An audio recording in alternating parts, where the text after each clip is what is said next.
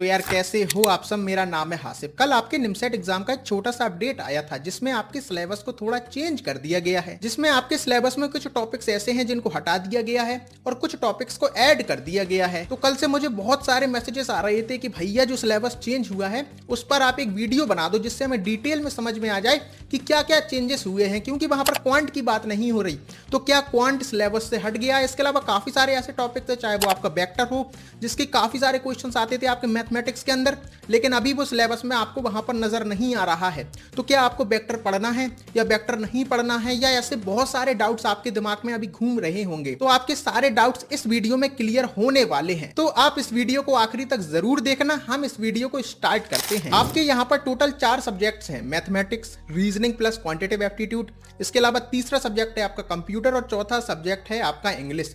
और सभी सब्जेक्ट्स के अंदर थोड़े थोड़े कुछ बदलाव हुए हैं या बदलाव नहीं हुए हैं, तो यहां से आपको एक क्लैरिटी मिल गई है कि आपके कौन कौन से टॉपिक्स हैं। तो एक एक करके हम सभी सब्जेक्ट्स की बात करेंगे, लेकिन हम स्टार्टिंग करते हैं मैथमेटिक्स से। तो यहां पर मैं आपके साथ 2 चीजें शेयर करूंगा। सबसे पहली चीज, कौन कौन से नए टॉपिक्स हैं जो ऐड किए गए हैं। इसके अलावा दूसरी चीज, कौन से टॉपिक्स हैं जो अब आपके सिलेबस का पार्ट नहीं है। तो सबसे पहले सेट थ्योरी के अंदर कुछ टॉपिक्स को बढ़ाया गया है। Relation, connectives, tautology and contradictions और ट्रुथ टेबल, ये टॉपिक्स आपके सेट थ्योरी के अंदर बढ़ाए गए हैं। इसके बाद प्रोबेबिलिटी एंड स्टैटिस्टिक्स के अंदर एक टॉपिक बढ़ाया गया है जिसका नाम है मूवमेंट्स। इसके अलावा एक टॉपिक बाइनोमियल थ्योरम जिसको अब ऐड किया गया है। अगर आप पहले देखो तो पहले भी बाइनोमियल थ्योरम के क्वेश्चंस आते थे, और अगर क्वेश्चंस नहीं आते थे तो बाइनोमियल थ्योरम कई सारे टॉपिक्स के अंदर यूज होती थी, तो आपको वो टॉपिक पढ़ना होता था। तो बहुत सारे बच्चे कंफ्यूज रहते थे कि भैया हम बाइनोमियल थ्योरम पढ़ें या ना पढ़ें। तो अब आपको बाइनोमियल थ्योरम डिटेल में पढ़ना है, इसके अच्छे खासे क्वेश्चंस पूछे जाएंगे। तो आपके मैथमेटिक्स के अंदर टोटल यही टॉपिक्स बढ़ाए गए हैं। इसीलिए मैं ये वीडियो नहीं बना रहा था, क्योंकि बहुत बड़े चेंजेस नहीं है। तो आपके मैथमेटिक्स के अंदर टोटल यही चेंजेस हैं, इतने ही टॉपिक्स ऐड किए गए हैं। इसके अलावा एक टॉपिक हटाया भी गया है जिसका नाम है वेक्टर। वेक्टर के क्वेश्चंस 5 से 6 हर साल आते थे, यानी कि वेक्टर का वेटेज मैथमेटिक्स के अंदर काफी ज्यादा बढ़ जाता था, यानी कि लगभग 60-70 नंबर के आपका वेक्टर आ जाता था। लेकिन अब वेक्टर आपके सिलेबस का पार्ट नहीं है, तो अब आपको वेक्टर नहीं पढ़ना है। इसके अलावा एक टॉपिक और था, कॉम्प्लेक्स नंबर, जिसके लिए बच्चे हर साल बात करते थे भैया हम इसे पढ़ें या ना पढ़ें। तो ऑफिशियली वो आपके सिलेबस में पहले नहीं था, लेकिन उसके भी थोड़े थोड़े कॉन्सेप्ट किसी टॉपिक्स के अंदर यूज हो जाते थे, जिस वजह से मैं आपसे बोलता था कि आप बेसिक क्लास देख लो, आप 1 से 2 क्लास देख लो कॉम्प्लेक्स नंबर की, इतनी आपके लिए इनफ रहेगी। तो अभी भी कॉम्प्लेक्स नंबर आपके सिलेबस में ऑफिशियली नहीं है, लेकिन इसके क्वेश्चंस आ सकते हैं जो आपके ओमेगा वाले क्वेश्चंस होते हैं या जो आयोटा वाले क्वेश्चंस होते हैं, और इनके कॉन्सेप्ट अलग अलग टॉपिक्स के अंदर यूज होते हैं, चाहे वो आपका डिटर्मिनेंट हो या इसके अलावा और भी टॉपिक्स हैं जहां पर इसके कॉन्सेप्ट यूज होते हैं।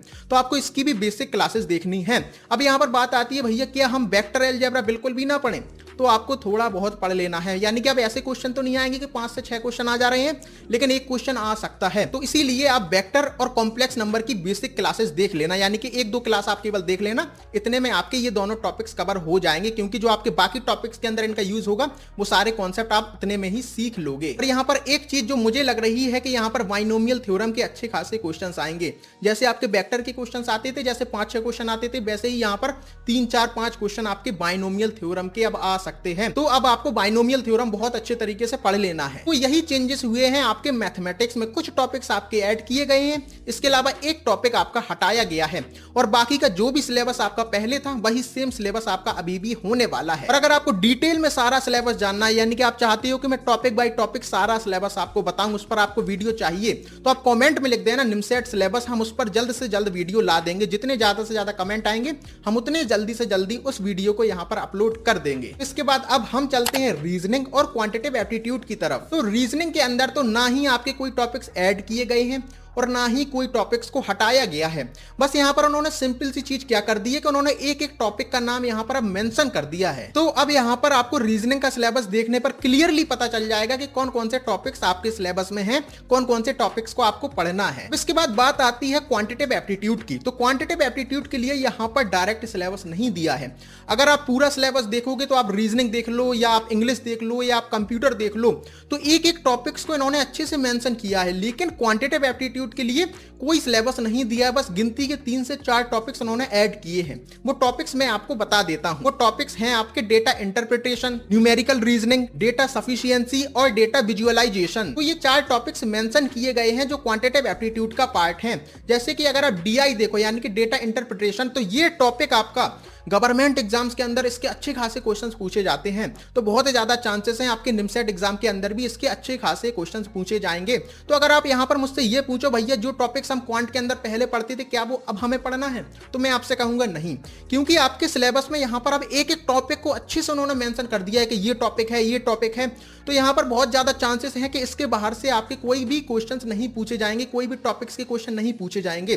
तो आपकी फर्स्ट प्रायोरिटी आपके दिमाग में यही होना चाहिए कि जो सिलेबस आपको दिया गया है वो आपको डिटेल में कवर करना है, बस। इसके अलावा आपको बाकी कवर नहीं करना है। अगर आपके पास और टाइम बच जाता है, आप खाली हो, तो आप बाकी टॉपिक्स पढ़ सकते हो, लेकिन इसके अलावा आपको नहीं पढ़ना है। जितने सिलेबस में टॉपिक्स दिए गए हैं, जितने क्वांट के टॉपिक्स दिए गए हैं, आपको केवल वही पढ़ना है। अब यहां पर आपका कंप्यूटर सेक्शन आ जाता है, जिसके अंदर काफी सारे टॉपिक्स को ऐड किया गया है। यानी कि अगर आप पहले अपना कंप्यूटर सेक्शन देखोगे ना निमसेट का, तो उसमें केवल कंप्यूटर फंडामेंटल ही आता था, जिसमें representation of characters, integers and fractions, binary, hexadecimal conversion, यही सारे क्वेश्चंस पूछे जाते थे। लेकिन अब यहां पर कंप्यूटर हार्डवेयर, कंप्यूटर सॉफ्टवेयर और इंटरनेट और ईमेल को भी ऐड किया गया है। तो ये 3 टॉपिक्स आपके यहां पर ऐड किए गए हैं, लेकिन इन 3 टॉपिक्स को बहुत ज्यादा डिटेल में नहीं रखा है। जैसे अगर आप ऑपरेटिंग सिस्टम देखो तो वहां पर आपका विंडोज भी मेंशन है, लिनक्स भी मेंशन है, लेकिन इतना डिटेल में नहीं है जैसा आपका सीयूईटी के अंदर आता है। जैसे कि वहां पर आपके डेडलॉक से रिगार्डिंग क्वेश्चंस आ जाते हैं, प्रोसेस शेड्यूलिंग के रिगार्डिंग क्वेश्चंस आ जाते हैं, तो इतना डिटेल में आपका यहां पर नहीं है।